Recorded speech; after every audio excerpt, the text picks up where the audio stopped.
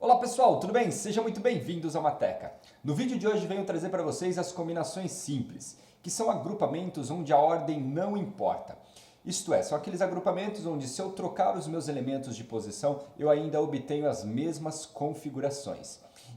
E as combinações simples estão presentes aí nos nossos vestibulares e também no Enem. Então, vem comigo acompanhar esse primeiro exemplo.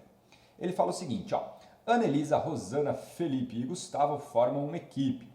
3 deles precisam representar a equipe em uma apresentação de matemática. Pergunta, quantas são as possibilidades?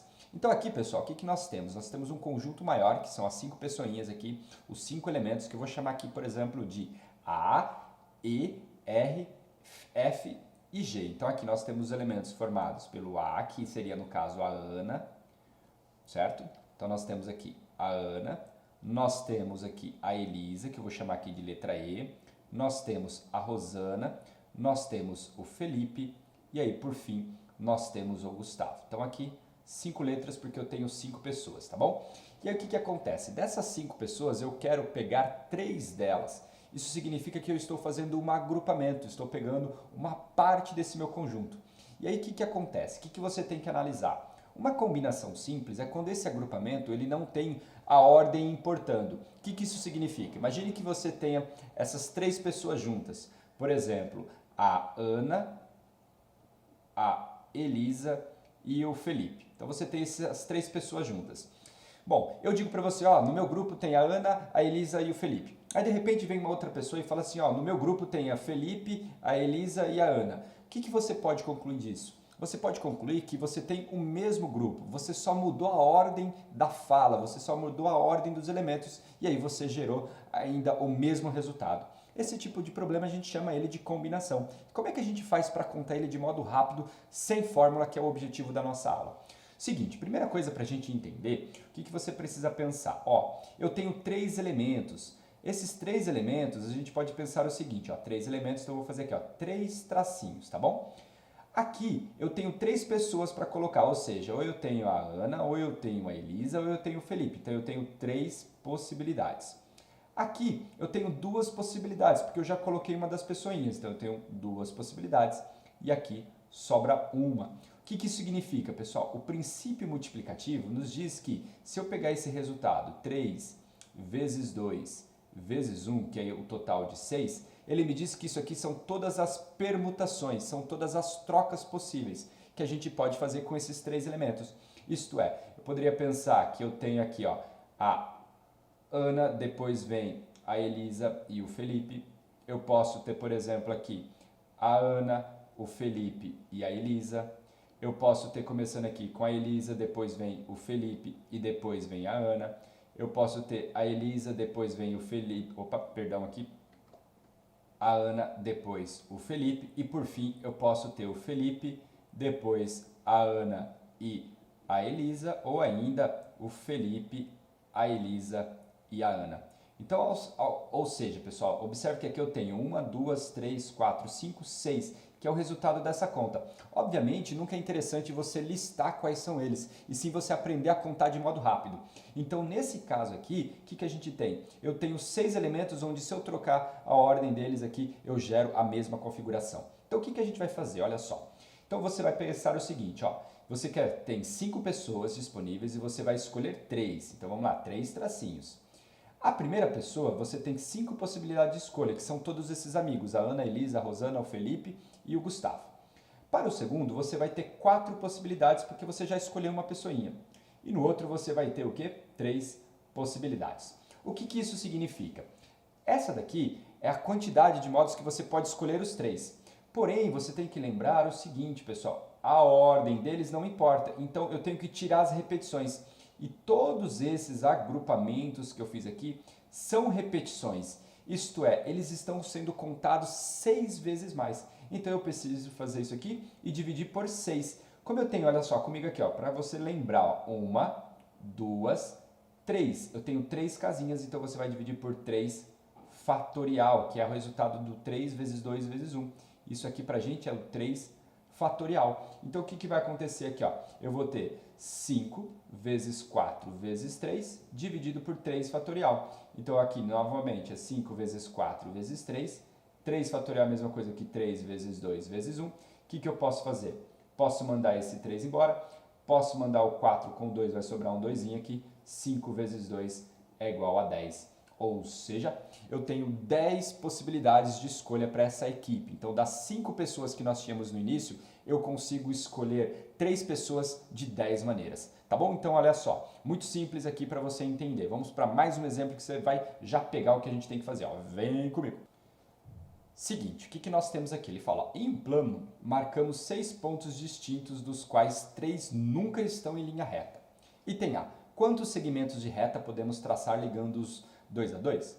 Item B, quantos triângulos podemos formar tendo sempre 3 deles como vértice? Então, o que é a ideia? Né? Você tem 6 pontos espalhados, onde esses 3 pontos não estão alinhados. No item A, você precisa desses 6 pontos escolher 2, porque você quer montar um segmento. Para você ter um segmento, você precisa de 2 pontos. Então, o que vai acontecer? Eu tenho lá 1, 2 tracinhos. Primeiro, a primeira escolha, como eu tenho 6 pontos, então eu tenho 6 possibilidades. A segunda escolha só sobram 5, porque eu já escolhi uma. Então, o que vai acontecer? A sua continha vai ser 6 vezes 5. O que acontece agora? Lembra que, imagine que desses pontos seja o ponto AB esteja lá. O segmento AB, pessoal, ele é o mesmo segmento que o BA. Isto é, a ordem dos meus elementos não importa, porque eu vou gerar o mesmo segmento. Então, significa que, como eu tenho 2 elementos, eu vou dividir isso daqui por 2 fatorial. Então, qual que vai ser o resultado da minha continha? 6 vezes 5 dá 30. 2 fatorial é igual a 2. Então, você vai ter o quê? 15 possibilidades. Então, se você tem lá 6 pontos espalhados, você consegue montar 15 segmentos, todos eles diferentes um do outro. Já o item B, o que a gente precisa fazer? Olha só, ele fala o seguinte, quantos triângulos podemos formar tendo sempre 3 deles como vértice? Mesmo esquema do que a gente fez anteriormente, só que agora eu tenho 3 tracinhos, porque aqui eu tenho que formar um triângulo. Para o primeiro vértice do triângulo eu tenho 6 possibilidades. Para o segundo vértice eu vou ter 5 possibilidades. Para o terceiro vértice eu vou ter o quê? Eu vou ter 4 possibilidades. Como o meu triângulo é formado por 3 vértices, então eu vou dividir por 3 fatorial. Porque você tem que lembrar, por exemplo, ó, que se você considerar o triângulo ABC, eu falo que é o triângulo ABC. Só que aí você fala assim, não, eu quero o triângulo BCA. Ah, e aí outra pessoa fala, não, eu quero o triângulo ACB. Então, no fim das contas, nós estamos falando sobre o mesmo triângulo. Isto é, pessoal, a ordem não importa. E se a ordem não importa, eu preciso dividir. E aí eu vou dividir sempre pelas trocas de posição. Como eu tenho 3 elementos, eles podem trocar de 3 fatorial maneiras. E aí você vai fazer o seguinte, 6 vezes 5 vezes 4, olha só, 3 fatorial é a mesma coisa que 6. Então eu já vou cancelar esses dois aqui, ó. Vamos evitar fazer conta. E 5 vezes 4 é igual a 20. Então aí eu tenho a nossa resposta. Tá bom? 5 vezes 4, 20. O que isso significa? O que é a ideia? Então eu consigo formar 20 triângulos com esses 6 pontos, todos eles diferentes entre si. Vamos fazer só um exemplo aqui para ficar claro, um exemplo dos nossos vestibulares. Vem comigo. Esse nosso primeiro exemplo, ele fala o seguinte, ó. Um ovo de brinquedo contém no seu interior 2 figurinhas distintas, um bonequinho e um docinho. Sabe-se que na produção desse brinquedo há disponível para a escolha 20 figurinhas, 10 bonequinhos e 4 docinhos, todos distintos um do outro. Ele pergunta o número de maneiras que se pode compor o interior do ovo. Então, ó, o que a gente tem que tomar cuidado? O ovo ele é formado então pela figurinha, ele é formado então pelo bonequinho e ele é formado pelo docinho. Como é que a gente pode fazer? Ele disse que a figurinha que você vai utilizar são 2, então você vai fazer 2 tracinhos. Ele disse que vai ter um bonequinho, então um tracinho, ele disse que vai ter um docinho, então um tracinho também. Olha só, que interessante aqui. Eu tenho 20 figurinhas disponíveis, está aqui no nosso enunciado. Então, na primeira casinha eu tenho 20, na segunda casinha eu vou ter 19, porque eu já usei uma. Ó, se eu tenho, por exemplo, o Homem-Aranha e o Batman, e uma outra criança tem o Batman e o Homem-Aranha, significa que eles têm os mesmos brinquedos. Então, a ordem aí não importa, tá bom? Ou, o que vai acontecer? Como eu tenho 2 casinhas, eu vou dividir por 2 fatorial. Então, vai ficar o quê? 20 vezes 19 dividido por 2 fatorial, que é 2. Posso aqui cancelar o 20 com o 2, então vai ficar 10 vezes 19. Então, 10 vezes 19, que é um total de 190. Então eu consigo, por exemplo, compor 190 pares de figurinhas. E aí ele disse que existem 10 bonequinhos, então como eu não tenho o que fazer, aqui é 10 possibilidades e o outro eu tenho 4. Então o que, que acontece? Eu quero agora montar o meu ovo de Páscoa, formado por uma figurinha, um bonequinho e o quê? Docinho. Então basta você fazer o seguinte, para a figurinha nós temos 190 possibilidades, 190. Para o bonequinho nós temos 10 possibilidades e para o docinho nós temos o quê? 4 possibilidades. Então basta a gente fazer o quê? 190 vezes 10 vai dar 1.900, então eu tenho 1.900 vezes 4. E 1.900 vezes 4, vem comigo aqui, ó, vamos fazer ó, 19 vezes 4. 4 vezes 9 vai dar 36, vai 3. 4 com mais 3 vai dar 7, então você vai ter 76.